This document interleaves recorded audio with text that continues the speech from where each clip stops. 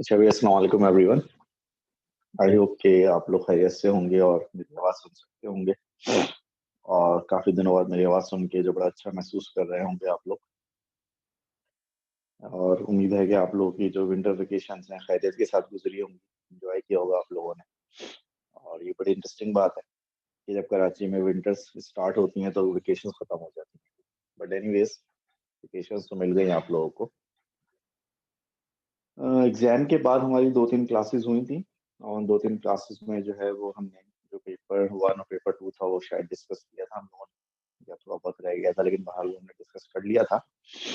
और आप लोगों के पेपर्स चेक किए वेकेशन में बैठ के, तो मुझे बस आप जब भी आपको पेपर चेक कर रहा था तो पता नहीं क्यों बार बार मार्क्स स्कीम याद आ रही थी। तो ऐसा लगता था किसी ने जो मार्क्स स्कीम को देखकर जो है पूरा वो प्रिंट कर दिया उसके ऊपर, मतलब स्पेलिंग तक और फुल स्टॉप तक भी जो सेम थे।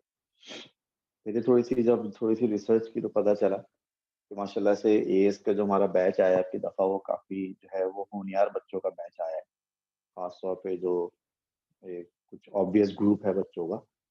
और उन्होंने माशाल्लाह से काफ़ी अच्छी जो है वो कोऑपरेशन का, कोलैबोरेशन का जो है वो मुज़ाहिरा किया। क्योंकि आपको पता है 21st सेंचुरी में एक बड़ी इंपॉर्टेंट स्किल होगी आपस में कोऑपरेट करना, टीम वर्क करना। तो आप लोगों का बहुत अच्छा टीम वर्क नज़र आया। और बहुत सारे वो बच्चे जिनके पेपर्स चेक करते हुए हमें अंदाज़ा था कि इनको शायद फिज़िक्स की स्पेलिंग भी पूरी नहीं आती होगी सही से। उन्होंने बिल्कुल एग्ज़ैक्ट जो है वही आंसर्स लिखे हुए थे जो बाकी दूसरे उनके साथियों ने लिखे हुए थे। यानी कि आपस में कोई टेलीपैथिक कुछ कॉन्टैक्ट था कि जो डेसिमल पॉइंट, जितने डेसिमल पॉइंट एक स्टूडेंट लिख रहा था उतनी डेसिमल पॉइंट दूसरा स्टूडेंट लिख रहा था। और जो आंसर एक स्टूडेंट लिख रहा था बिल्कुल एग्ज़ैक्ट वही आंसर दूसरा स्टूडेंट भी लिख रहा था। और फिर मज़े की बात ये है कि अगर आप उस पास्ट पेपर के क्वेश्चन की मार्क्स स्कीम देखें तो मार्क्स स्कीम में भी एग्ज़ैक्टली वही लिखा हुआ है। तो काफ़ी अच्छा जो है इंटरेस्टिंग कोइंसिडेंसेस हुए काफ़ी पेपर चेक करते हुए। लेकिन बहरहाल मसला ये है कि वो स्टूडेंट जो कि अपनी मेहनत से खुद पढ़ते हैं और खुद एग्जाम सॉल्व करते हैं और अच्छे मार्क्स लेकर आते हैं, उनको बिल्कुल भी डिसहार्टेड या डिस्करेज होने की ज़रूरत नहीं है। क्योंकि ये चंद बेवकूफ़ जो मार्क्स की छाप की और दूसरे से चीटिंग कर कर मिड टर्म में पास हो गए, उन्होंने कोई जो है बहुत बड़ा कारनामा सर अंजाम नहीं दिया। तो अगर मिड टर्म में आप फेल भी हो जाते तो कोई आपका रिश्ता नहीं टूट जाता, कोई आपकी ज़िंदगी खत्म नहीं हो जाती, कोई आपके माँ-बाप को आपको घर से नहीं निकालते थे। हाँ, लेकिन आपने ये नुकसान किया है कि आपने प्रिपेयर नहीं किया एग्ज़ाम के लिए, ठीक है? आपने ये नुकसान किया है कि आपने एग्ज़ाम के लिए प्रिपेयर नहीं किया। आपने सिर्फ़ चीटिंग कर कर जो है वो सिर्फ़ एक आपने एक पेपर पास कर दिया जिसकी कोई ख़ास इम्पोर्टेंस नहीं है। लेकिन ये है कि अब आपको सीआई में इंशाल्लाह ताला जो है वो बहुत ज़्यादा प्रॉब्लम फ़ेस करना पड़ेंगे, क्योंकि सीआई में आप इस तरह का कोई ग्रुप नहीं बना पाएँगे। और सीआई में ना ही जो है वो पास्ट पेपर का सवाल होगा, और सीआई में ना ही आप मार्किंग छाप सकेंगे, और ना ही सीआई में कोई व्हाट्सएप का ग्रुप बन पाएगा। तो लिहाज़ा ये है कि उन्होंने अपना ही नुकसान किया है, हमारा तो कोई मसला नहीं है, हमने तो फिर मार्क्स लिख के दे दिए, ना हमें 2 रकात का सवाब मिला, ना हमें गुनाह मिला, ना हमें कोई फ़ायदा हुआ, ना हमारी ज़िंदगी में कोई फ़र्क पड़ा। लेकिन उनकी ज़िंदगियों पे ज़रूर फ़र्क पड़ेगा, जिन्होंने जो है ये गलत हरकत की और अपना जो है वो बिलावजह अपना मुस्तक़बिल ख़राब करने की कोशिश की। बहरहाल, ये इतनी लंबी-चौड़ी तकरीर मैं सिर्फ़ उन बच्चों को जो है एनकरेज करने के लिए कर रहा हूँ, जिन्होंने अपनी मेहनत से जो है वो एग्ज़ाम दिया है और प्रिपेयर करके एग्ज़ाम। एनीवेज़, अब देखिए सिचुएशन कुछ ऐसी है कि बिफोर मिड टर्म्स हम लोगों ने जो है वो 5 चैप्टर्स कंप्लीट कर लिए थे, और बिफोर मिड टर्म हम फोर्सेस का चैप्टर जो कंप्लीट कर चुके थे। और अब जो है वो हमें नया चैप्टर स्टार्ट करना है, वर्क एनर्जी एंड पावर। ठीक है जी, तो वर्क एनर्जी एंड पावर का चैप्टर हम स्टार्ट करते हैं आज।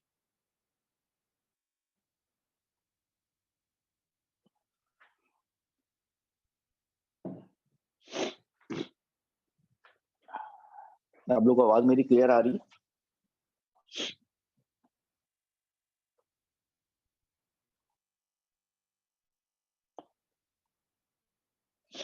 हाँ जी, आप लोगों को आवाज़ आ रही है मेरी क्लियर? ठीक है, सही है।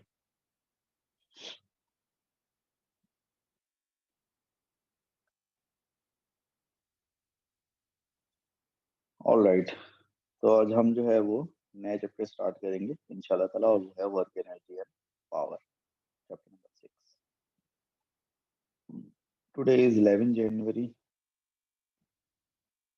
2021 एंड टुडे इज मंडे। और जो हम चैप्टर स्टार्ट करेंगे वो है हमारा चैप्टर नंबर 6। जो चैप्टर नंबर 6 है उसका नाम है बेचारे का वर्क एनर्जी एंड पावर। ठीक है, ये हमारा नया चैप्टर जो हम शुरू कर रहे हैं उसका नाम है work energy and.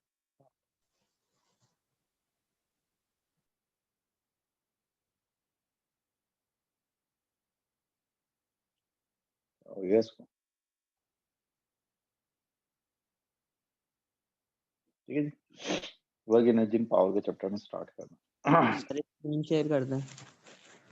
Screen share नहीं हुई, कर देते हैं।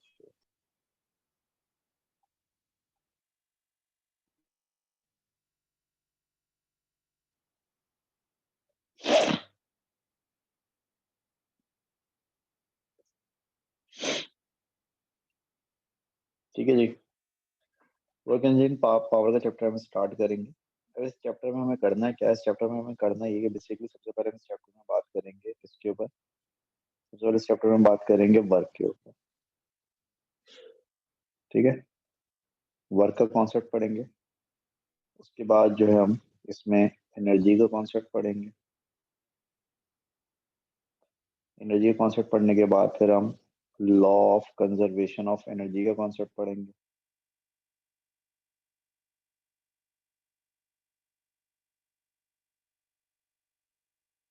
ठीक है जी, फिर लॉ ऑफ कंजर्वेशन एनर्जी के बाद हम पावर का कॉन्सेप्ट पढ़ेंगे इसमें, और फिर पावर का कॉन्सेप्ट पढ़ने के बाद फाइनली हम इसमें एफिशिएंसी का जो है वो कॉन्सेप्ट पढ़ेंगे। ठीक है, वर्क का कॉन्सेप्ट पढ़ने के बाद हम अपनी बुक 1 की वर्कशीट नंबर नहीं सॉरी बुक 2 की वर्कशीट नंबर 25 करेंगे। फिर एनर्जी कॉन्सेप्ट पढ़ने के बाद हम वर्कशीट नंबर 26 करेंगे। फिर law of conservation of energy पढ़ने के बाद हम वर्कशीट नंबर 27 करेंगे। पावर पढ़ने के बाद हम वर्कशीट नंबर 28 करेंगे, और एफिशिएंसी पढ़ने के बाद हम वर्कशीट नंबर 29 सॉल्व करेंगे। तो हम ये 5 जो है वो सब टॉपिक्स पढ़ेंगे इस चैप्टर के अंदर, और 5 सब टॉपिक्स पढ़ने के बाद जो ये 5 वर्कशीट हम सॉल्व करेंगे। Worksheet number 25, worksheet number 26, worksheet number 27, worksheet number 28 and worksheet number 29। ठीक है, तो ये हमारे पूरे चैप्टर की आउटलाइन है। एक बड़ा चैप्टर है, टाइम लगेगा इसमें, तो हम ट्राई करेंगे कि इसको जल्द से जल्द कंप्लीट करने की कोशिश करें। So will start with the concept of work. हम वर्क के कॉन्सेप्ट के साथ स्टार्ट करेंगे। अब देखिए, वर्क को आप डिफाइन कर सकते हैं, कैसे डिफाइन कर सकते हैं, कर सकते हैं ये वर्क बराबर है किसके, वर्क बराबर है force multiply by distance covered in the direction of force.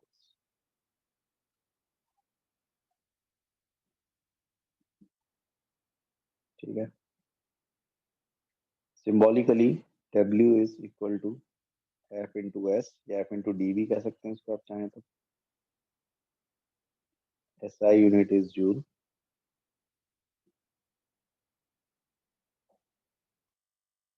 and it is a scalar quantity। ठीक है, मतलब कहने का क्या, मतलब कहने का ये है कि अगर आप एक ऑब्जेक्ट के ऊपर एक फोर्स लगाते हैं, ठीक है, या आपने एक ऑब्जेक्ट के ऊपर एक फोर्स लगाई, ये ऑब्जेक्ट है, इस पर फोर्स लगाई F, और ये फोर्स F लगाने की वजह से ऑब्जेक्ट इसी डायरेक्शन में, फोर्स की डायरेक्शन में डिस्टेंस कवर करे S। अगर आप इस फोर्स को और डिस्टेंस S को आपस में मल्टीप्लाई कर दें तो ये प्रोडक्ट क्या कहलाएगा, प्रोडक्ट वर्क डन कहलाएगा, ये सिंपली वर्क कहलाएगा। तो वर्क डन या वर्क का मतलब क्या है, वर्क डन या वर्क का मतलब ये है कि आप एक ऑब्जेक्ट पे फोर्स लगाएं, आपके फोर्स लगाने की वजह से ऑब्जेक्ट उसी डायरेक्शन में, जिस डायरेक्शन में फोर्स लग रही है, डिस्टेंस कवर करे। जब उस फोर्स को डिस्टेंस को आपस में मल्टीप्लाई किया जाए तो वो प्रोडक्ट क्या कराएगा, वो प्रोडक्ट वर्क डन कहलाएगा। तो इसलिए हमने डेफिनेशन में लिखा है कि वर्क बराबर है force multiply by distance covered in the direction, यानी कि जो आप फोर्स लगा रहे हैं और फोर्स की डायरेक्शन में जो डिस्टेंस कवर हो रहा है, दोनों का जो प्रोडक्ट है वो फोर्स और डिस्टेंस का प्रोडक्ट जो है वो वर्क डन कहलाता है।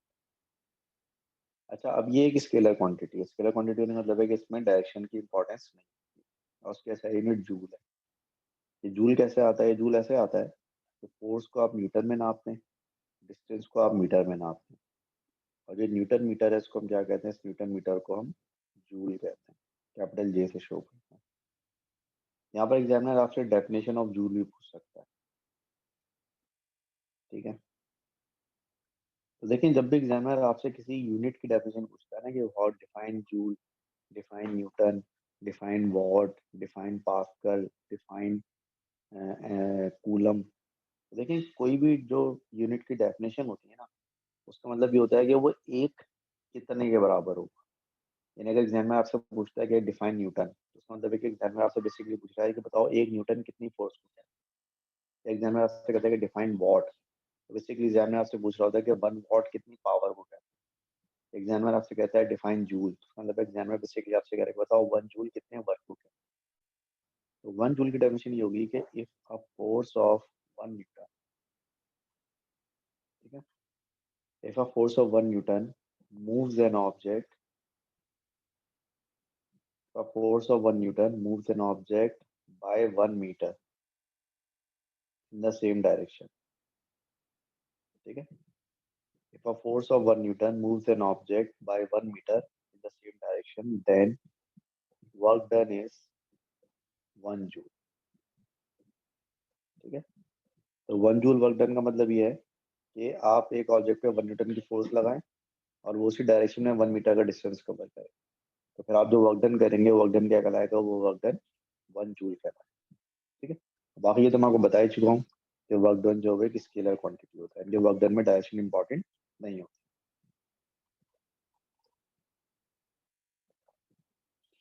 अब एक चीज समझें, फर्स्ट करें कि अगर फोर्स और डिस्टेंस सेम डायरेक्शन में नहीं है, मिसाल के तौर पर एक सरफेस है, सरफेस पर ही एक ऑब्जेक्ट रखा हुआ है बेचारा, ठीक है, अब इस ऑब्जेक्ट पे आप फोर्स लगा रहे हैं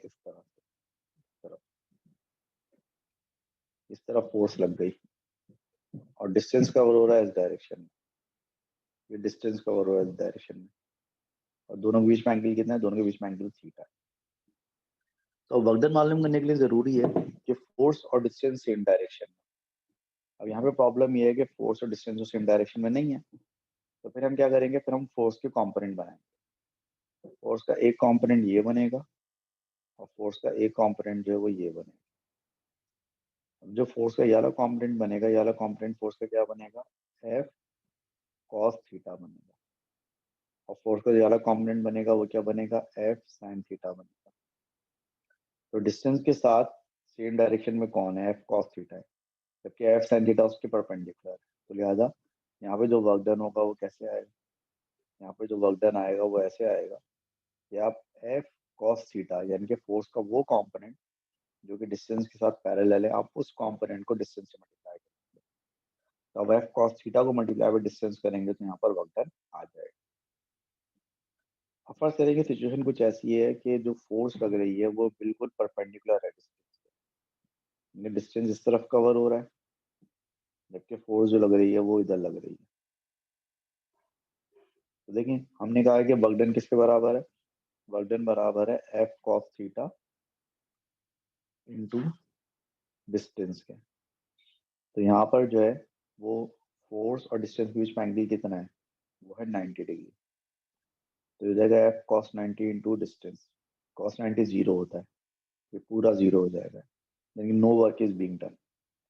इसका मतलब ये हुआ मैथमेटिकली कि अगर फोर्स और डिस्टेंस आपस में परपेंडिकुलर हो तो कोई वर्क डन नहीं होगा, और अगर दोनों आपस में पैरेलल हो, ठीक है, फोर्स भी इधर लग रही हो और डिस्टेंस भी इधर ही कवर हो रहा हो, तो फिर तो सिंपली वर्क डन किसके बराबर हो जाएगा, फिर तो सिंपली वर्क डन जो है वो बराबर हो जाएगा एफ इंटू एस के बराबर हो जाएगा।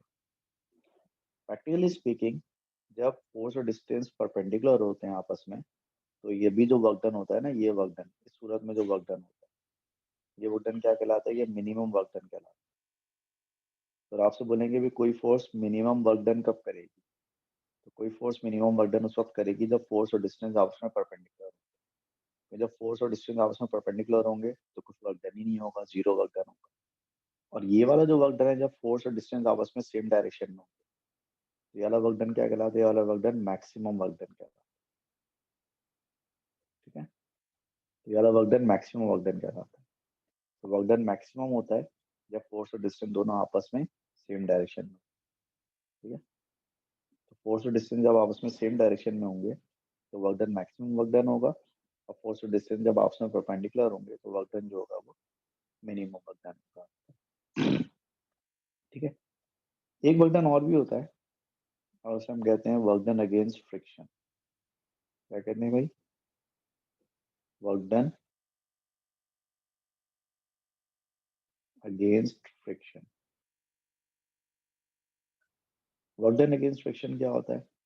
वर्क डन अगेंस्ट फ्रिक्शन क्या होता है कि जब आप एक ऑब्जेक्ट को सरफेस के ऊपर ड्रैग कर रहे होते हैं, आप एक ऑब्जेक्ट को सरफेस के ऊपर मूव कर रहे होते हैं, तो सरफेस और उस ऑब्जेक्ट के बीच में एक फ्रिक्शन होती है।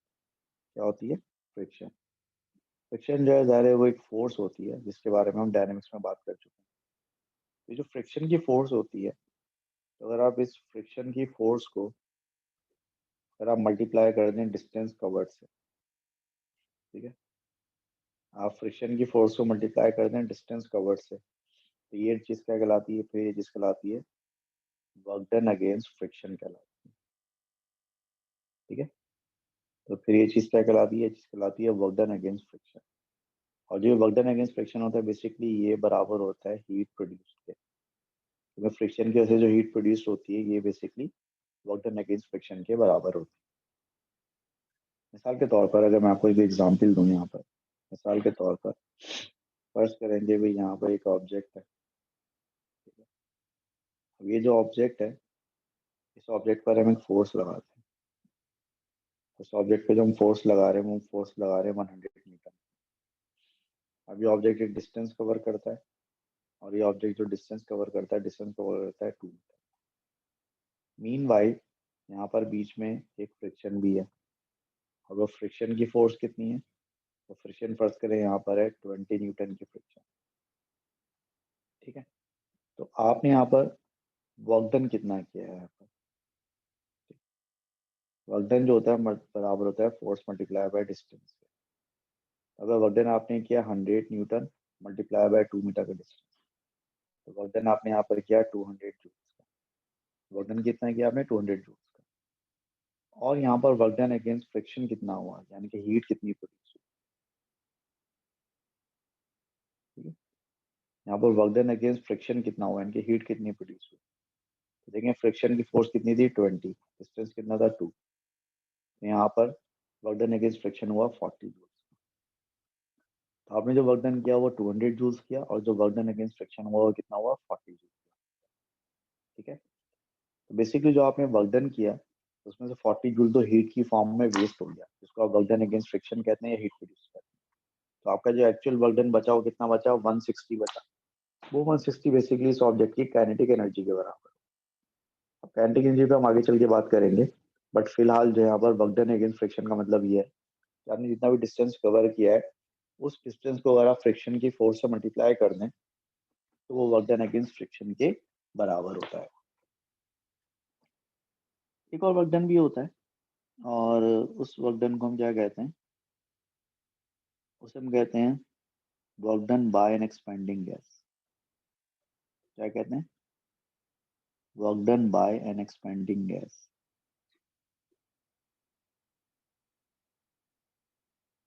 ठीक है। ये भी वर्क डन की एक टाइप है, और उसे हम कहते हैं work done by an expanding gas. First में हमारे पास एक सिलेंडर है इस तरह से,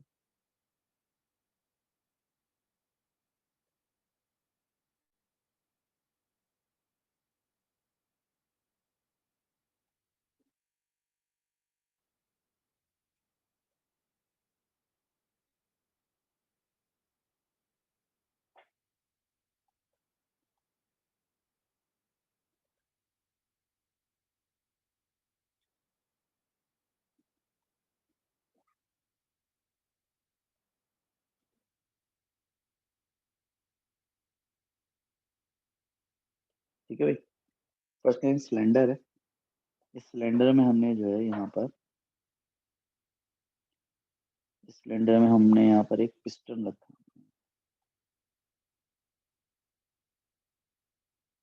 ठीक है। ये एक पिस्टन है भाई।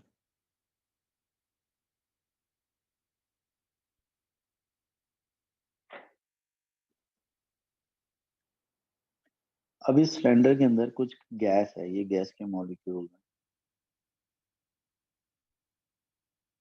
ठीक है। ये जो इस वक्त जो वॉल्यूम ऑफ गैस है वो कितना है, इस वक्त जो वॉल्यूम ऑफ गैस है वो इतना है। फर्स्ट जो वॉल्यूम ऑफ गैस है वो कितना है इस वक्त, वो इस वक्त V1 है, ठीक है। वॉल्यूम ऑफ गैस कितना है भाई सिलेंडर के अंदर, सिलेंडर के अंदर वॉल्यूम ऑफ गैस इस वक्त V1 है भाई, V1 आपका वॉल्यूम ऑफ गैस हो गया। सिलेंडर का जो एरिया ऑफ क्रॉस सेक्शन है, ठीक है, सिलेंडर इस पिस्टन का जो एरिया ऑफ क्रॉस सेक्शन है वो कितना है, इस पिस्टन का जो एरिया ऑफ क्रॉस सेक्शन है वो इस वक्त है कैपिटल ए, ठीक है, कैपिटल ए है। इसको अगर मैं आपको 3D में दिखाना चाहूँ तो मिसाल के तौर पे अगर ये सिलेंडर है 3D में सर्कुलर शेप का सिलेंडर, ठीक है, तो इसके अंदर जो पिस्टन है ना, इसके अंदर ये पिस्टन है, इसके अंदर ये पिस्टन, इस पिस्टन का जो एरिया ऑफ क्रॉस सेक्शन है ना वो कैपिटल, ये जो एरिया है ना इसको मैं शेड कर रहा हूँ, ये इसका एरिया ऑफ क्रॉस सेक्शन है, और जिसका एरिया ऑफ क्रॉस सेक्शन है ये कैपिटल ए है, इस पिस्टन का एरिया ऑफ क्रॉस सेक्शन इस तरह से, तो एरिया ऑफ क्रॉस सेक्शन इसका कैपिटल है, इसका गैस का वॉल्यूम इसमें V1। हमने क्या किया, हमने इस गैस को थोड़ा सा हीट किया, जब हम इस गैस को हीट करेंगे तो अंदर का प्रेशर बढ़ेगा, और अंदर का प्रेशर बढ़ने से क्या होगा, पिस्टन ऊपर मूव करेगा, और पिस्टन उस वक्त तक ऊपर मूव करता रहेगा जब तक कि अंदर का प्रेशर कम होकर दोबारा से बाहर के प्रेशर के बराबर नहीं होगा। जब प्रेशर कम होते होते दोबारा बाहर के प्रेशर के बराबर हो जाएगा तो पिस्टन मूव करना रुक जाएगा, लेकिन पिस्टन तो रुक जाएगा, लेकिन यहाँ पर गैस एक्सपेंड हो गई, गैस के मॉलिक्यूल्स हैं वो दूर दूर हो गए, यानी गैस का वॉल्यूम बढ़ गया। लेट्स सपोज कि न्यू वॉल्यूम ऑफ गैस कितना है, लेट्स सपोज कि न्यू वॉल्यूम ऑफ गैस आपका इतना हो गया, the new volume of gas आपका कितना हो गया, न्यू वॉल्यूम ऑफ गैस आपका V2 हो गया, ठीक है, न्यू वॉल्यूम ऑफ गैस आपका V2 हो गया, माशाल्लाह से। तो आपका नया वॉल्यूम V2 तो हो गया, लेकिन अभी भी देखें आपके वॉल्यूम में चेंज कितना है, ये आपके वॉल्यूम का चेंज आया है। तो जो वॉल्यूम का चेंज आया है ये कितना आया है, ये आया V2 माइनस V1, जिसको आप क्या कह सकते हैं, डेल्टा V कह सकते हैं। वॉल्यूम में कितना चेंज आया आपके, डेल्टा V का चेंज आया।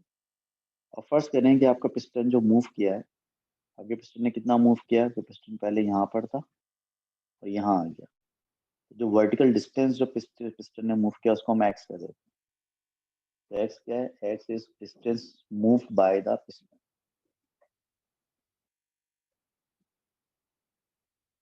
ठीक है। एक्स यहाँ पर क्या चीज है, एक्स यहाँ पर है distance move by the piston, यानी कि पिस्टन ने जो डिस्टेंस मूव किया है ना वो एक्स है, और जो गैस का वॉल्यूम चेंज हुआ है वो डेल्टा V है, जो कि V2 माइनस V1 के बराबर।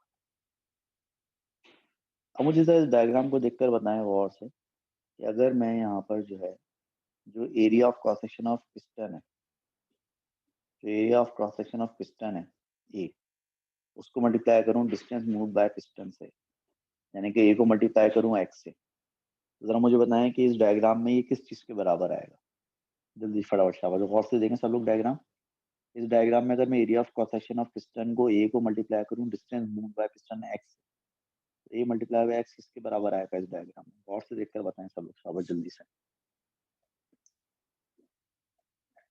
इस डायग्राम में ए को अगर मैं मल्टीप्लाई बाय एक्स करूं तो ए मल्टीप्लाई बाय एक्स किसके बराबर आना चाहिए।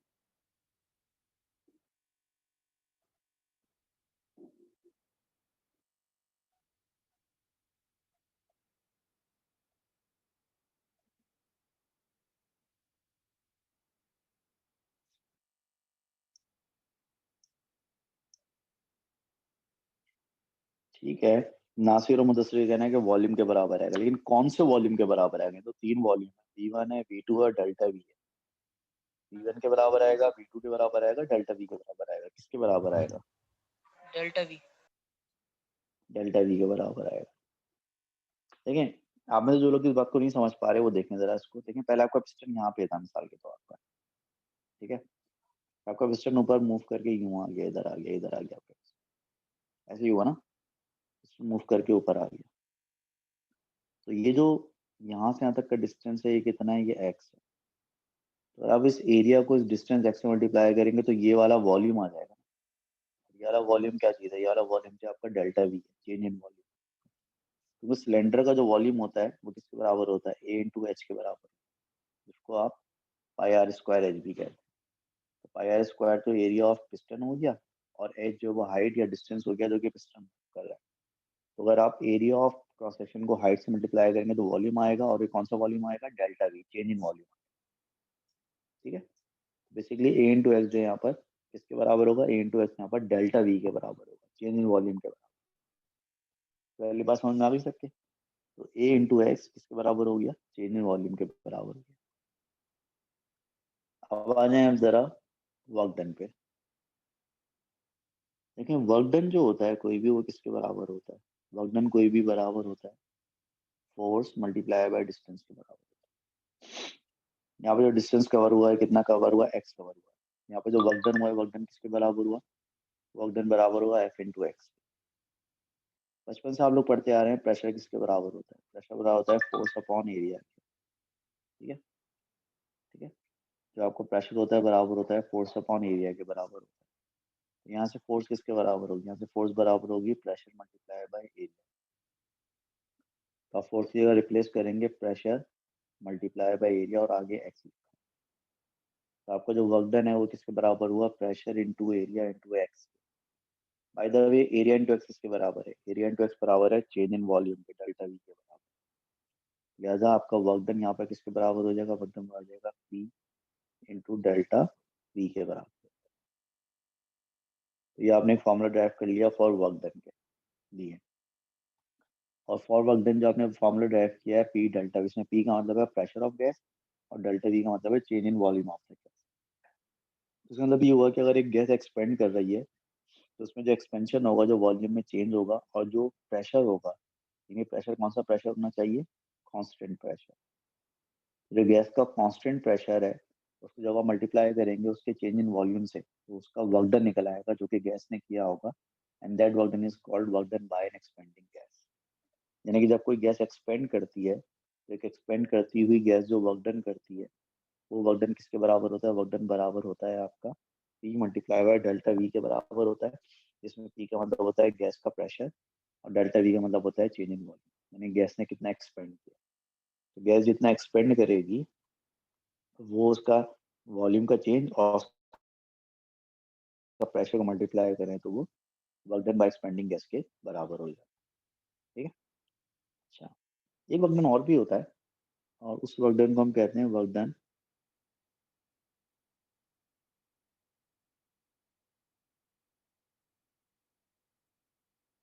अगेंस्ट ग्रेविटी और वर्क डन बाय ग्रेविटी। ठीक है, एक वर्क डन और होता है जिसे हम कहते हैं वर्क डन अगेंस्ट ग्रेविटी या फिर वर्क डन बाय ग्रेविटी। जब आप किसी ऑब्जेक्ट को ऊपर लिफ्ट करते हैं, तो किसी ऑब्जेक्ट को ऊपर लिफ्ट करते वक्त जो आप वर्क डन करते हैं वो क्या कहलाता है? वो कहलाता है वर्क डन अगेंस्ट ग्रेविटी। ठीक है, वो क्या कहलाता है? वो कहलाता है वर्क डन अगेंस्ट ग्रेविटी कहलाता है। अब किसी ऑब्जेक्ट को ऊपर लिफ्ट करते हुए जो आप वर्क डन करेंगे वो एफ इंटू एस के बराबर होगा। तो फर्स्ट करें, अगर आपने ऑब्जेक्ट को हाइट एच तक ऊपर उठाया है अगर, तो यहाँ पे जो फोर्स लगेगी वो ऑब्जेक्ट के वेट के बराबर होगी, और जो डिस्टेंस कवर होगा वो किसके बराबर होगा? वो बराबर होगा वर्टिकल हाइट के बराबर होगा। अब वेट खुद किसके बराबर होता है? एम जी के बराबर होता है, वर्टिकल हाइट एच के बराबर होती है। तो work done against gravity M G H के बराबर होता है। इस तरह आप इस ऑब्जेक्ट को अगर ऊपर से नीचे लेकर आ रहे हैं, सेम ऑब्जेक्ट है, सेम हाइट है, लेकिन आप ऊपर से नीचे लेकर आ रहे हैं, तो अब ये वर्क डन बाय ग्रेविटी कहलाएगा, क्योंकि इसको नीचे आप नहीं लेकर आ रहे हैं, ग्रेविटी खुद लेकर आ रही है। ये किसके बराबर होगा? एफ इंटू एस के बराबर होगा। अब अगेन एफ का मतलब यहाँ पर वेट होगा, और एस का डिस्टेंस मतलब यहाँ पर वर्टिकल हाइट।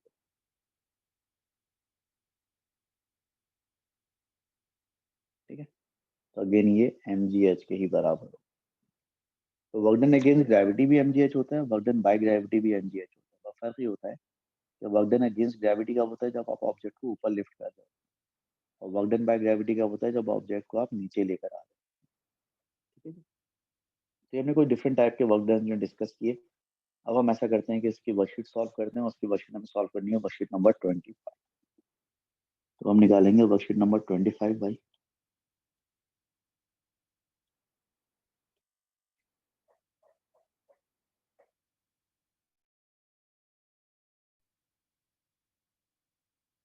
वर्कशीट नंबर 25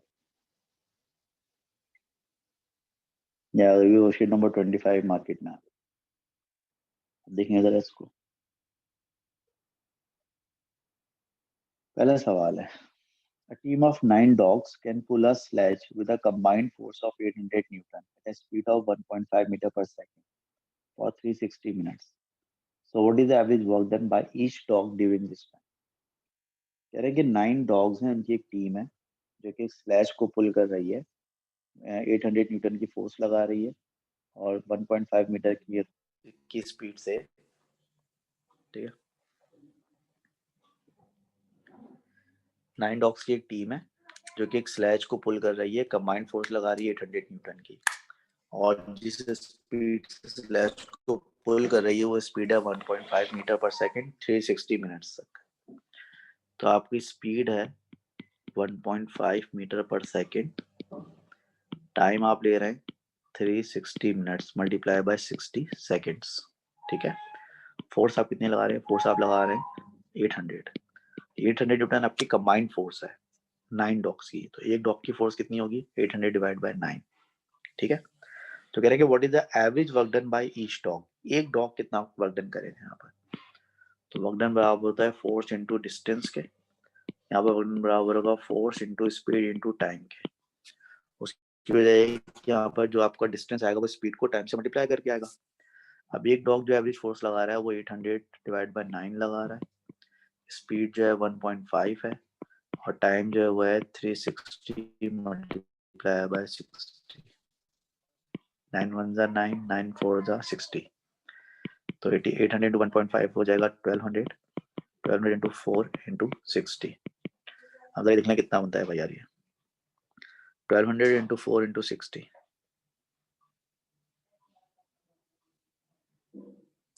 अगर 2.6 एक्सपोनेंट 7 बनेगा शायद। सो कैलकुलेट बताओ आंसर कितना आ रहा है जल्दी, शाबाश। 288,000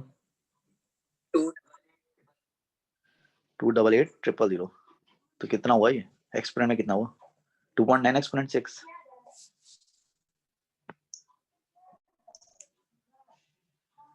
to point 9 exponent 6 C answer हो जाएगा इसका। ठीक है, तो इसका आंसर सी हो जाएगा 2.9 एक्सपोनेंट 6 जूल आंसर हो जाएगा इसका। हो गया भी आंसर हो गया। चलिए अब आगे चलते हैं। क्वेश्चन नंबर 2, कह रहा gas is enclosed inside a cylinder which is fitted with a frictionless piston. Initially the gas has a volume V1 and is in equilibrium with an external pressure P. The gas is then heated slowly so that it expands, pushing the piston back until the volume of the gas has increased to V2. How much work is done by gas during this expansion? तो expansion के दौरान जो work done होता है वो किसके बराबर होता है? एक्सपेंशन के दौरान जो वर्क डन होता है वो बराबर होता है P डेल्टा V के बराबर होता है। और जो डेल्टा V यानी कि जो चेंज इन वॉल्यूम होता है वो किसके बराबर होता है? V2 माइनस V1 के बराबर होता है। तो आपका वर्क डन बराबर होगा P into V2 minus V1। तो P into V2 minus V1 कहाँ लिखा हुआ है? P into V2 minus V1 ये लिखा हुआ है ए में। तो आपका आंसर क्या हो जाएगा? आपका आंसर ए हो जाएगा भाई। हो गया। Question number 3,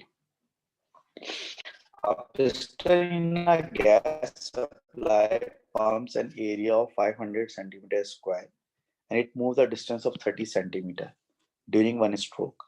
The pump moves up against a fixed pressure of 400 pascal. So how much work is done by the piston during one stroke? देखिए work done bye expanding gas जो होता है वो किसके बराबर होता है? वो P डेल्टा V के बराबर होता है। और जो डेल्टा V होता है बराबर होता है A इंटू एक्स के बराबर होता है। A का मतलब होता है एरिया, एक्स का मतलब होता है distance move by the piston. आपको एरिया भी दिया हुआ है और आपको distance move by the piston भी दिया हुआ है, लेकिन प्रॉब्लम ये है कि एरिया आपको सेंटीमीटर स्क्वायर में दिया हुआ है, तो उसको मीटर स्क्वायर में चेंज करने के लिए आपको 10 की पावर -4 से मल्टीप्लाई करना पड़ेगा। अगर आप सेंटीमीटर को 10 की पावर -2 से मल्टीप्लाई करें तो मीटर बन जाता है, लेकिन जब आप सेंटीमीटर स्क्वायर को मीटर स्क्वायर में चेंज करते हैं तो 10 की पावर -2 की जगह 10 की पावर -4 से मल्टीप्लाई करना पड़ता है। ऐसे ही 30 सेंटीमीटर को आप डिवाइड बाय 100 करेंगे तो ये क्या हो जाएगा, ये मीटर हो जाएगा। 30 डिवाइड बाय 100 यानी कि 0.3 मीटर हो जाएगा। पहले पुट करते हैं। प्रेशर आपको गिवन है 4000 पास्कल, एरिया आपको गिवन है 500 इंटू 10 की पावर -4 और डिस्टेंस आपको गिवन है 0.3। इस पूरे को सॉल्व करेंगे तो मेरे ख्याल से इसका आंसर जो है वो 60 आ जाएगा, ये आ जाएगा। चेक कर लिएगा, मैंने गलत निकाला तो मुझे बता दिएगा। मेरे ख्याल से इसका आंसर 60 आ जाएगा पूरे का आंसर। ठीक है, चलिए हम क्वेश्चन नंबर 4 पे चलते हैं। इसके बाद क्वेश्चन नंबर 4 में कह रहा है कि a piston in a gas supply pump has an area of 400 centimetre square. उसी तरह का सवाल एरिया दिया हुआ है आपको। ये कितना हो जाएगा, 400 इंटू 10 की power -4 metre square. The pump moves the gas against a fixed pressure of 3000 pascal की प्रेशर दिया हुआ है। During part of its stroke, the piston moves the distance of 25 centimetre, यानी कि 0.25 मीटर आपको डिस्टेंस दिया हुआ है। In one direction, how much work is done? बिल्कुल एग्जैक्टली सेम ऊपर वाला सवाल है। आपका वर्क डन बराबर होता है P इंटू डेल्टा वी के। आपका डेल्टा वी किसके बराबर होता है, डेल्टा वी बराबर होता है A इंटू एक्स के बराबर होता है। तो प्रेशर आपका कितना था, प्रेशर आपका 3000 पास्कल था। एरिया आपका कितना था भाई, एरिया आपका था 400 इंटू 10 की पावर -4 मीटर स्क्वायर और डिस्टेंस आपने कितना मूव किया, 0.25। तो आपका आंसर कितना बनेगा, 30 जूल्स बनेगा मेरे ख्याल से। तो आपका आंसर ये हो जाएगा, यानी कि 30 जूल्स हो जाएगा। ठीक है, ये भी सही है। चलिए अब आगे चलते हैं क्वेश्चन नंबर 5 पे। कह रहा है block is pulled on a horizontal surface by a force P as shown. The weight of the block is 180 Newton. The force P is 35 Newton at 60 degree to the vertical. The block moves a distance of 20 meter at constant velocity. So calculate the vertical force that the surface applies to the block. यानी कि normal reaction आपको मालूम करना है। अब देखिए block पर नीचे जो वेट है इसका वो है 180 न्यूटन। जो ये P फोर्स है इसके दो कंपोनेंट बनेंगे। इसका एक कंपोनेंट तो ये बनेगा, अगर आप ये वाला एंगल कंसीडर करें 30 डिग्री तो बनेगा 35 इंटू कॉस 30 डिग्री, और ये वाला कंपोनेंट आप कंसीडर करेंगे कितना बनेगा 35 इंटू साइन 30 डिग्री। क्योंकि जब आप वर्टिकल पे साइन लगाते हैं, हॉरिजॉन्टल पे कॉस लगाते हैं, तो आप ये वाला एंगल कंसीडर करते हैं, हॉरिजॉन्टल वाला एंगल कंसीडर करते हैं, ये कंसीडर नहीं करेंगे, 30 कंसीडर करेंगे। तो उसका हॉरिजॉन्टल कंपोनेंट बनेगा 35 cos 30 और वर्टिकल बनेगा 35 sin 30। 35 sin 30 बनेगा इसका 17.5 न्यूटन। तो मकसद कहने का ये है कि ये ऑब्जेक्ट इसका वेट जो है वो 180 न्यूटन है। अब अगर सिर्फ इसका वेट होता 180 न्यूटन तो नॉर्मल रिएक्शन जो वो भी 180 होता। यहाँ पे ऑलरेडी ऊपर की तरफ एक फोर्स लग रही है जो कि P का वर्टिकल कंपोनेंट है, और वो फोर्स कितनी लग रही है 17.5। तो जो नॉर्मल रिएक्शन ऑफ सरफेस होगा उसमें वो 180 माइनस 17.5 के बराबर होगा। तो यहाँ पे आप इस इक्वेशन को इस तरह लिखेंगे, जो नॉर्मल रिएक्शन ऑफ सरफेस है और प्लस 17.5 जो है वो बराबर होगा 180 न्यूटन के। तो नॉर्मल रिएक्शन ऑफ सरफेस किसके बराबर होगा, 180 माइनस 17.5 के। तो 180 माइनस 17.5 करेंगे तो बनेगा 162.5 न्यूटन, या सिंपली अगर आपको चाहें तो 163 न्यूटन भी ले सकते हैं। तो आपका आंसर हो जाएगा 162.5 यानी कि 163 न्यूटन आपका आंसर हो जाएगा। यहाँ पर कह रहे हैं work done by force P। Force P कितना वर्क डन करेगी यहाँ पर, देखिए ये डिस्टेंस कवर कर रहा है 20 मीटर का। ठीक है, तो 20 मीटर का डिस्टेंस कवर कर रहा है इस तरह से 20 मीटर का। तो वर्क डन मालूम करने के लिए आप फोर्स का वो कंपोनेंट लेते हैं जो कि डिस्टेंस के डायरेक्शन में होता है। तो डिस्टेंस की डायरेक्शन में फोर्स का ये वाला कंपोनेंट है 35 इंटू कॉस 30। तो आपका जो वर्क डन होगा वो बराबर होगा फोर्स का वो कंपोनेंट जो कि डिस्टेंस की डायरेक्शन में, यानी कि 35 into cos 30 multiply by distance जो कि 20 मीटर है। तो उसका आंसर आता है, मुझे बता दें कितना आ रहा है, 35 cos 30 मल्टीप्लाई बाय 20।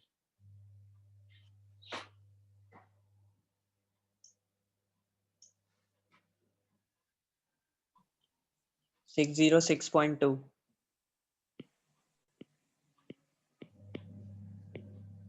606.2, इसको 3 एस में लिखेंगे तो बनेगा 606 जूल्स। ठीक है, ये आपका वर्क डन हो गया। Can you explain why the block continues to move at constant velocity although work is done on the block by force P? कह रहे हैं कि आप वर्क डन कर रहे हैं लेकिन उसके बावजूद ब्लॉक कांस्टेंट स्पीड से मूव कर रहा है, तो उसकी वजह क्या है?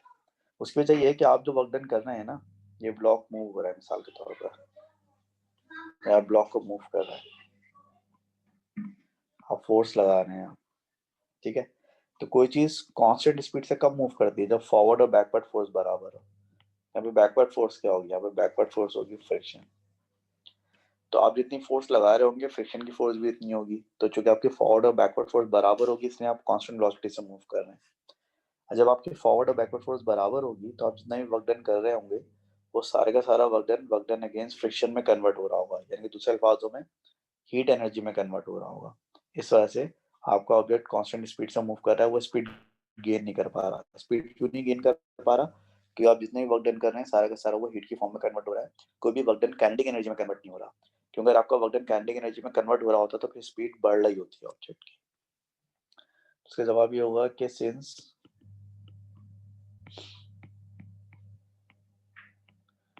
फॉरवर्ड फोर्स का मतलब क्या है?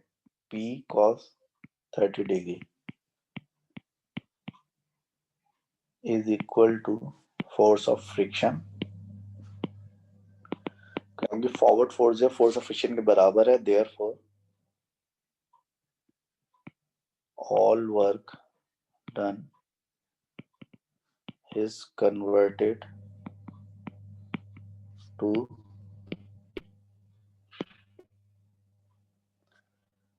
work done against friction या फिर हीट।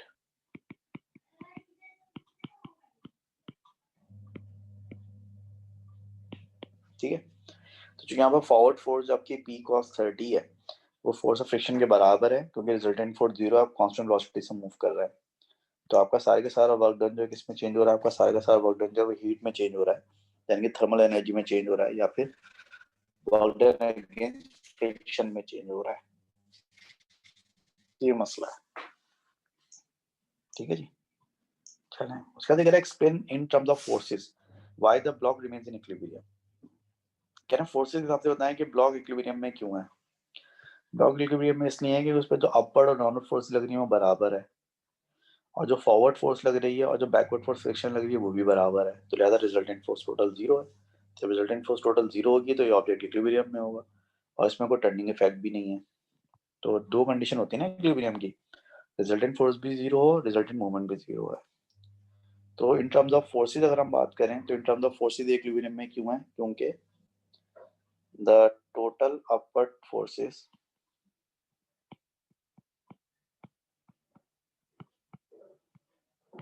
टोटल अपवर्ड फोर्सेस क्या है आपकी? Normal reaction plus P sin 30 equal to downward forces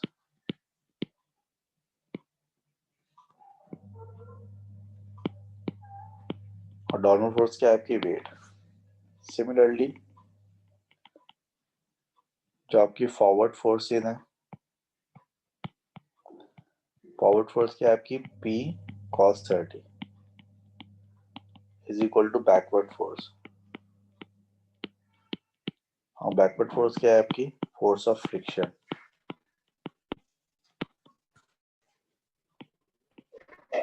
therefore object is in equilibrium. ठीक है, क्योंकि अपवर्ड फोर्स डाउनवर्ड फोर्स के बराबर है और फॉरवर्ड फोर्स बैकवर्ड फोर्स के बराबर है, इसलिए ऑब्जेक्ट क्या है? इक्विलिब्रियम। रिजल्टेंट फोर्स 0 है, क्योंकि आपकी रिजल्टेंट फोर्स 0 बन रही है यहाँ पर। That's why.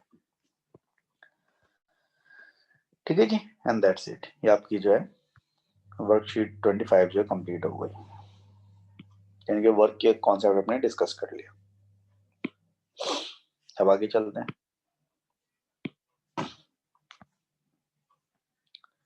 उसके बाद जो अगला कॉन्सेप्ट हम डिस्कस करेंगे अब वो कॉन्सेप्ट कौन सा क्या क्या कहलाता है? वो कॉन्सेप्ट आपका कहलाता है एनर्जी। ठीक है, जो अगला कॉन्सेप्ट हम डिस्कस करेंगे वो अगला कॉन्सेप्ट कहलाता है एनर्जी। एनर्जी का मतलब क्या होता है? एनर्जी का मतलब होता है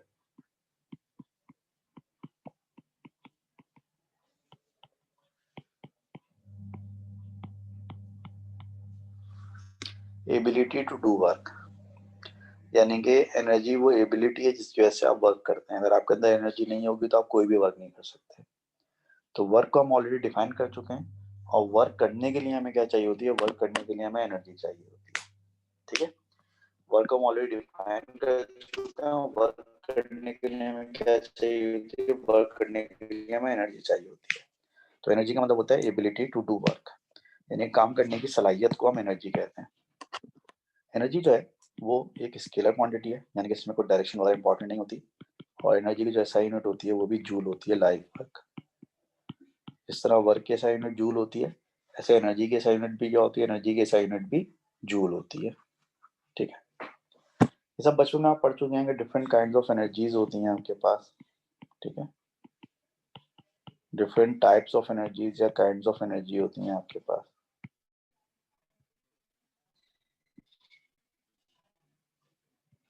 अब डिफरेंट काइंड ऑफ एनर्जी में क्या क्या शामिल है आपके? मिसाल तौर पर काइनेटिक एनर्जी के बारे में आपने पढ़ा था।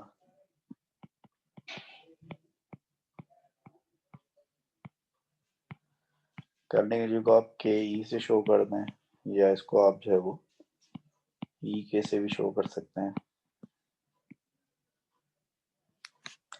अब काइनेटिक एनर्जी क्या होती है? काइनेटिक एनर्जी होती है कि जब आप एक ऑब्जेक्ट को एक सरफेस पे मूव कराते हैं, फ्रिक्शनलेस सरफेस पे, तो फ्रिक्शनलेस सरफेस पे मूव कराने में आप जितना वर्क डन करते हैं वो उसकी काइनेटिक एनर्जी में चेंज हो जाता है। ठीक है, तो इसका मतलब क्या है कि when an object is moved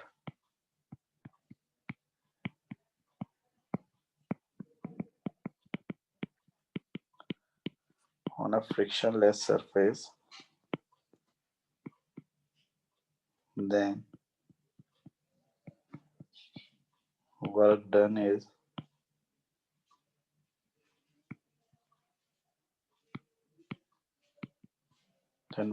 equal to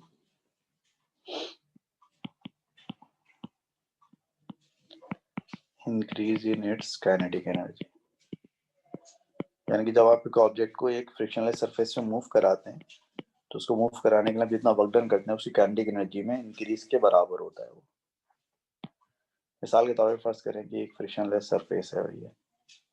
ठीक है, यहाँ पर एक ऑब्जेक्ट रखा हुआ है बेचारा। ठीक है, अब इस स्मॉल ऑब्जेक्ट को मूव करा के हम यहाँ तक ले आते हैं। आपने फोर्स कितनी लगाई? आपने फोर्स लगाई है, और आपके फोर्स एफ लाने से ऑब्जेक्ट ने डिस्टेंस कितना कवर किया? डिस्टेंस कवर किया उसने एस। ठीक है, फर्स्ट करें ऑब्जेक्ट जो है वो इनिशियल इसकी स्पीड कितनी थी? 0। यहाँ पे पहुंच के इसने फाइनल स्पीड कितनी गेन कर ली? फर्स्ट करें पहुंच के इसने फाइनल स्पीड गेन कर ली v। ठीक है, तो यहाँ पे जो इसने काइनेटिक एनर्जी गेन की है वो काइनेटिक एनर्जी किसके बराबर होगी? काइनेटिक बराबर होगी यहाँ पर जो वर्क डन हुआ है, क्योंकि यहाँ पर थर्मल एनर्जी तो प्रोड्यूस हुई नहीं है, यानी कि आपकी वर्क डन जाया नहीं हुआ आपका अगेंस्ट फ्रिक्शन, क्योंकि यहाँ पर फ्रिक्शन नहीं है। तो काइनेटिक एनर्जी बराबर होगा वर्क डन के बराबर होगी। काइनेटिक एनर्जी वर्क डन बराबर होगा एफ इंटू डिस्टेंस के, यानी कि एफ इंटू एस के बराबर होगा। अब हम बचपन से पढ़ते आ रहे हैं कि एफ इज टू क्या होता है? F is to M A होता है, और 2as किसके बराबर होता है? 2s बराबर होता है V square minus U square के। तो यहाँ पर 2as बराबर होगा वी स्क्वायर के, क्योंकि इनिशियल स्पीड तो 0 है आपकी। इनिशियल स्पीड 0 है तो u की जगह 0 आ जाएगा। दूसरे बाजू में s बराबर होगा किसके? 1/2 वी स्क्वायर अपॉन ए के बराबर होगा। 2a वहां पर जाके डिवाइड करेगा तो s बराबर हो जाएगा we square upon 2a। Values आप यहाँ पे पुट करेंगे तो आपकी जो काइनेटिक एनर्जी है बराबर होगी, f की जगह क्या आएगा? f की जगह ma आएगा, और s की जगह क्या आएगा? 1/2 वी स्क्वायर अपॉन ए आएगा। ए से ए कैंसिल हो गया आपका, तो काइनेटिक एनर्जी किसके बराबर हो गई? आपकी काइनेटिक एनर्जी आपके बराबर हो गई हाफ एम वी स्क्वायर के बराबर हो गई। तो इस तरह से काइनेटिक एनर्जी का फॉर्मूला ड्राइव होता है। क्योंकि ये कहता है कि काइनेटिक एनर्जी बराबर होती है हाफ एम वी स्क्वायर के। ठीक है, जिस तरह से हमने काइनेटिक एनर्जी को ड्राइव किया, ऐसे पोटेंशियल एनर्जी के बारे में भी हम बात कर सकते हैं, लेकिन वो बात अब हम कल करेंगे इंशाल्लाह ताला अगली क्लास में। और नेक्स्ट क्लास में फिर हम जो पोटेंशियल एनर्जी के बारे में डिस्कशन करके फिर हम इसके कुछ क्वेश्चन सॉल्व करेंगे, यानी कि वर्कशीट नंबर 26 सॉल्व करेंगे। ठीक है, तो फिर इंशाल्लाह मिलते हैं नेक्स्ट क्लास में हम लोग। Okay, thank you.